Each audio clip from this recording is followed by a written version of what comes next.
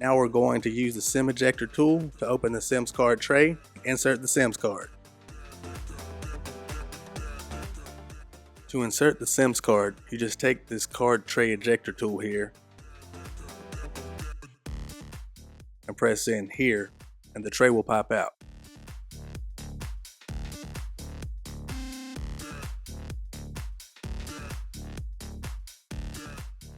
You want to place the SIM card in on top of the tray to fit the way the cutout is shaped.